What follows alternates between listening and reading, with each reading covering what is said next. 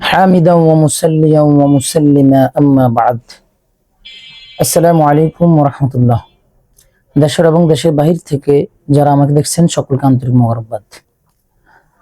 প্রিয় দর্শক, আজ আমি আপনাদের সম্মুখে উপস্থিত হয়েছি এমন একটি বিষয় নিয়ে যেটাতে আজ আমরা অনেকেই ভুগতেছি একটা রোগের ব্যাপারে।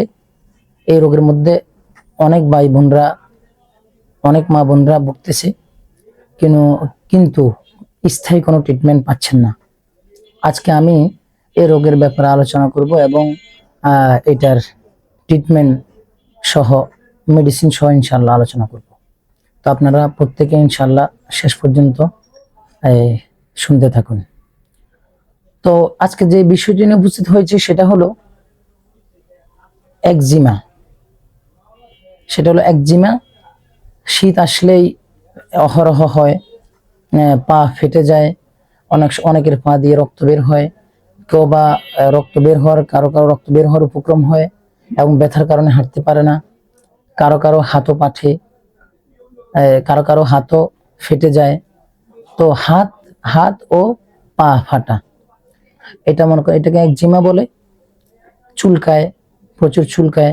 এটার যন্ত্রণায় মা বোনরা অনেক কষ্ট পায়, অনেক ভাইরা অনেক কষ্ট পায়।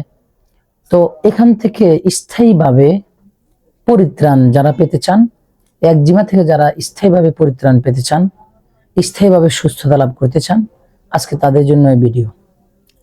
তো আমি বলবো যে এই একজিমাটা, এটা আপনার বিভিন্ন কারণে হতে পারে। এটা তো এক প্রকারের স্কিন ডিজিজ। এটা আপনার মনে করেন রক্তে আপনার অ্যালার্জির পরিমাণ বেড়ে গেলেও হতে পারে। আর কারো মৌসুমের সাথে সম্পর্ক, শীতের প্রকোপ পড়লে অনেকের বেড়ে যায়। তো এটা মনে করেন এটা চুলকানির বা চর্মের জন্য যে সমস্ত খাবারগুলো যে সমস্ত খাবারগুলো খেতে পারবে না, যে সমস্ত খাবারগুলো বাছা খেতে হবে বা যে সমস্ত খাবারগুলো থেকে বিরত থাকতে হয়, সেই খাবারগুলো খেলে অনেক সময় এটা আরো বেড়ে যায়। তো এই একজিমা থেকে আমরা পরিত্রাণ পেতে হলে আমরা কি করতে হবে? এলোপ্যাথি, অনেক ভাই বলেন এলোপ্যাথি খাই, কিছুদিন আরামে থাকি, অ্যান্টিবায়োটিক খাই বা বিভিন্ন মেডিসিন খেয়ে কিছুদিন আরামে থাকি, এরপর আবার শুরু হয়ে যায়। তো এই যন্ত্রণা মানে স্থায়ীভাবে মুক্তি চান, তো আমি বলবো এর জন্য হোমিও মেডিসিন গুলো আমরা সেবন করব। 1 নম্বর পেট্রোলিয়াম 200, 2 নম্বর গ্রাফাইটিস 200, 3 নম্বর মেজোরিয়াম 200। এই 3টা মেডিসিন আমরা সেবন করব। আর পাশাপাশি মলম হিসেবে আমরা ইটিলেব কোম্পানির ডার্মিক মলমটা যদি সংগ্রহ করতে পারি, ডার্মিক, অথবা হোমিও কোম্পানিগুলোর নিউ লাইফের ডার্নিল, এরপরে ডিফ্লেট কোম্পানির রয়েছে ফান্সি, অন্যান্য বিভিন্ন কোম্পানির গ্রাফাইটিস মলম রয়েছে। তো এই যে কোনো মলমগুলা বাহ্যিকভাবে ইউজ করবেন।